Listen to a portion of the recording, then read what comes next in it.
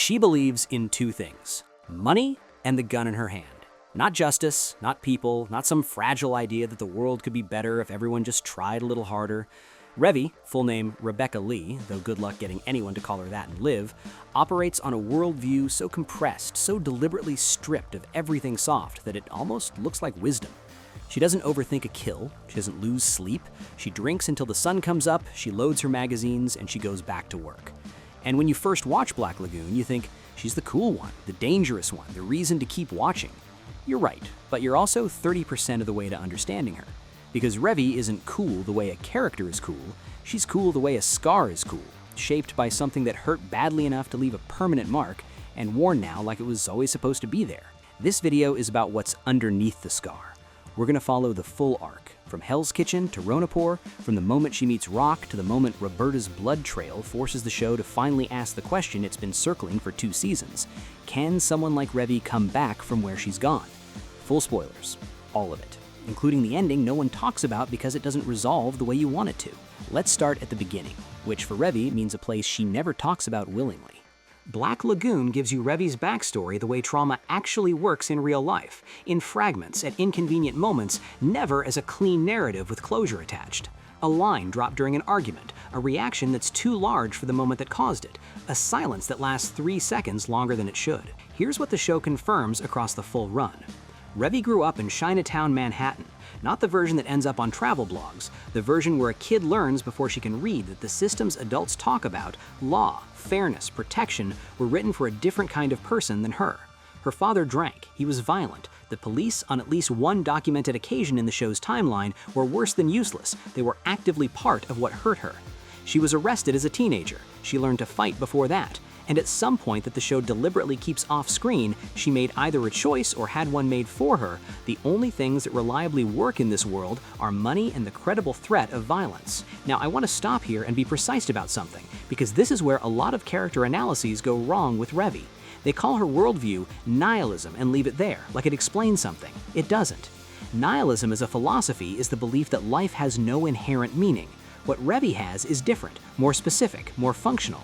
It's not that she thinks nothing matters, it's that she has a very clear, very consistent belief system built entirely around what she observed to be true in the environment she grew up in. In that environment, vulnerability gets you hurt, trust gets exploited. The only transactions that consistently deliver are the ones backed by force.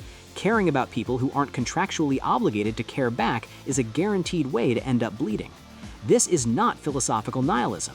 This is empirical cynicism. It's a worldview built from data. Bad data from a terrible sample set, but data. The clinical framework that fits Revy most accurately is complex PTSD, distinct from single-event PTSD in that it develops from prolonged, inescapable exposure to danger and violation, typically in childhood, typically from people who are supposed to provide safety. The symptoms include chronic hypervigilance, difficulty trusting, explosive anger that seems disproportionate to its trigger, and a fragmented or rigidly defended sense of self. Watch Revy in any non-combat social situation and you'll see all of it.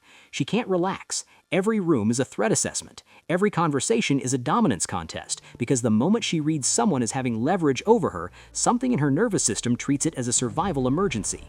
She's not performing toughness, she's running toughness, the way you run software that keeps the machine functional. It costs energy, it never fully turns off, and it was built for a version of her life that she can't quite leave behind, no matter how many oceans she crosses.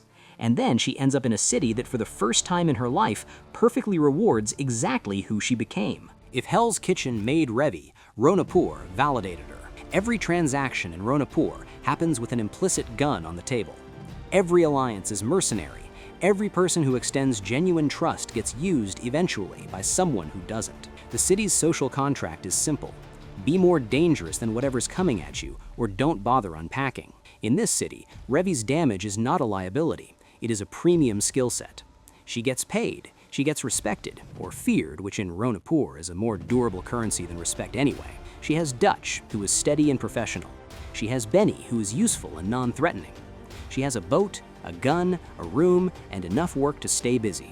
For the first time in her life, the world she lives in confirms everything she believes about the world. This is the show's most quietly devastating structural choice. It would have been easy and cheap to put Revy in an environment that challenges her worldview from day one. Instead, Black Lagoon lets ROANAPUR be exactly what it is, a place where her cynicism is correct, where softness genuinely gets you killed, where the people who make it are the people who stopped expecting anything good. Her armor doesn't just fit here, it thrives here. The tragedy isn't that she's wrong about ROANAPUR. The tragedy is that ROANAPUR is the only data point she's willing to count. And then, Dutch fishes a Japanese salaryman out of the ocean. Rakuro Okajama, Rock, should not exist in Revy's world.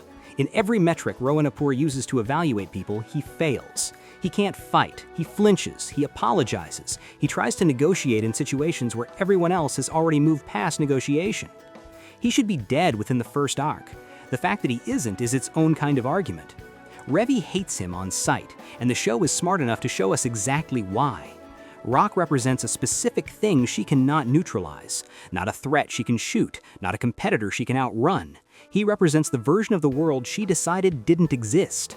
He still believes people can be reasoned with. He still experiences genuine moral discomfort when someone dies near him.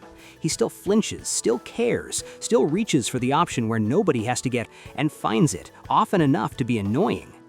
To Revy, every time Rock succeeds by being decent, it's an implicit argument that her approach, the one she built her entire survival on, was not the only option. That the choices she made in Hell's Kitchen were responses to a specific environment, not universal truths. That maybe in a different world, with different circumstances, she didn't have to become this. She cannot sit with that possibility. It's not stubbornness, not pride, it's self-preservation of a different kind. If she admits the worldview is conditional rather than absolute, she has to confront what it cost her, everything it cost her. So she attacks it instead. The cabin scene, episode 8. If you've seen the show, you know the one. Revy essentially tells Rock, and I'm paraphrasing because the full context matters, that his ability to have principles, to feel bad about violence, to believe in something beyond survival is a luxury paid for by people like her who absorb the ugliness so people like him can maintain the illusion that ugliness isn't structural. And she's not entirely wrong. That's what makes it rather than just cynical. There's a real phenomenon, documented in sociology, in war journalism, in every account of how civilian society functions, where a layer of people do brutal, necessary, invisible work so that the larger society can pretend it doesn't happen. Soldiers, prison guards, the people who keep infrastructure running in places no one wants to think about. Revy has lived her entire life in that layer. She's not wrong that it exists. She's not wrong that Rock has never had to. What Rock says back, quietly, not winning the argument so much as refusing to concede it, is that the existence of that system doesn't make it right, that surviving it isn't the same as being defined by it forever. She has no answer for that. She walks away instead. The Greenback Jane arc is where the show tests this dynamic under pressure. Revy is asked essentially to protect someone who cannot protect herself, someone who trusts easily, someone who is everything ROANAPUR punishes. And Revy does it. Not gracefully, not warmly, but she does it. The show is careful not to make this a redemption beat. Revy doesn't soften, she doesn't have a breakthrough. She has is a moment of acting against her stated worldview, protecting something she has no contractual reason to protect, and then burying that moment under enough aggression that no one can point to it directly. This is important, because the show understands something that lesser writing misses. People don't change their worldview in moments of grace. They change in tiny, deniable increments that they themselves resist acknowledging. Revy is changing, slowly, barely, fighting it the whole way. There is no more uncomfortable arc in Black Lagoon than Hansel and Gretel. Two children, raised in Romanian orphanages used for film production of the worst kind, from infancy to survive by becoming instruments of absolute violence. They kill without affect. They speak in the dissociated way of people whose inner life was systematically destroyed before it could fully form. They are the most deliberately difficult thing the show ever asks you to look at. And the show places them in specific, deliberate to Revy, because Hansel and Gretel are not a horror element dropped in for shock value. They are a mirror. They are what Revy's origin story looks like when you remove the time that allowed her to build the armor, the years that gave her some agency, the luck, and it was luck, the show implies, that meant she survived her childhood with a self intact enough to be angry rather than simply hollow. There's a moment, and you can feel the show holding its breath here, where Revy looks at them and something flickers across her face that she immediately locks back down. Not sympathy exactly, recognition. She knows what they are. She knows how they got there. She knows on some level she will never articulate that the distance between her and them is not character, it's not moral strength, it's circumstance and timing and the particular shape of the violence that shaped her. She can't save them. No one can. The show doesn't lie about that. But it makes sure you see her face when she understands it. This is Black Lagoon at its most honest. It's not saying Revy is secretly good inside, waiting to be unlocked by the right person. It's not saying her damage is aesthetic, a coat of badass painted over a functional being. It's saying the thing that made her who she is destroyed other people completely. The line between her and Hansel and Gretel is thinner than she can afford to look at directly. That is not a comfortable thing to sit with. The show doesn't let you not sit with it. So, let's name the philosophy. Revy's worldview, what I've been calling empirical, rests on 3 premises that the show examines one by one. First, the world is transactional, and violence is the most reliable transaction. This is true in ROANAPUR. It's conditionally true in the show's broader world. The show doesn't challenge this premise directly. It contextualizes it, shows you the specific conditions that make it true, implies there are other conditions where it isn't. Second, caring about people is a vulnerability that will be exploited. This is where the show does its most careful work, because Revy does care about Dutch, about Benny, about Rock in a way she'd never name. She just structures that caring so it can always be explained away as professional or contractual. The caring is real. The denial of it is a survival mechanism, not a personality trait. Third, the person you became to survive is the person you are, permanently. This is the premise the show challenges most directly and most honestly by refusing to resolve it cleanly. Hansel and Gretel suggest that some damage is total, irreversible, that the self can be destroyed before it has the chance to armor itself. Roberta's blood trail suggests that even people who seem to escape the gravity can get pulled back in. And Rock's arc suggests that the city changes everyone eventually. But Revy is still here, still arguing, still capable of being enraged by Rock, which requires caring about what he represents, still capable of the look she gave the twins, still capable of the grief on her face when Rock wins the wrong way. The philosophy of the bullet says, this is all there is. Nothing matters beyond the next job, the next drink, the next magazine. But the person holding the gun keeps doing things that contradict that philosophy, keeps acting in small, deniable ways like something matters. That's not a character flaw. That's not hypocrisy. That's the human part that even ROANAPUR couldn't fully reach. Black Lagoon doesn't give Revy a redemption arc. It doesn't give her a breakdown where everything finally comes out, or a moment where the armor cracks and something warm and salvageable steps through. What it gives her is something more realistic and, in its way, more respectful. A continuous, unresolved struggle between who she had to become and who she might still be able to be. No clean answers, no dramatic turning point, just the daily friction of a person and their damage, and the question of whether the friction is doing anything over time.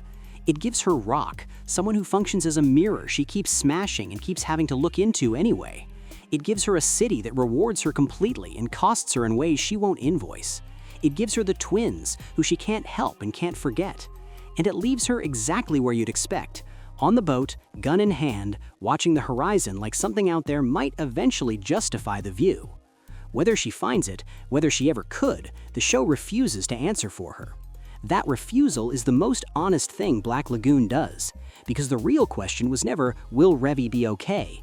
It was, given everything, is okay even still on the table? I don't think the show knows. I don't think Revy knows. But she's still looking, and for a person built the way she was in the city she lives in, carrying everything she carries, that's not nothing. If you want more of this, the full Roberta breakdown, or a dedicated video on how Dutch functions as the show's moral compass, let me know below. These characters reward the slow read. Subscribe if long-form character analysis is your thing. Do you know what kind of world we live in, Rock? She never waits for his answer. She already knows what he'll say. That's the problem.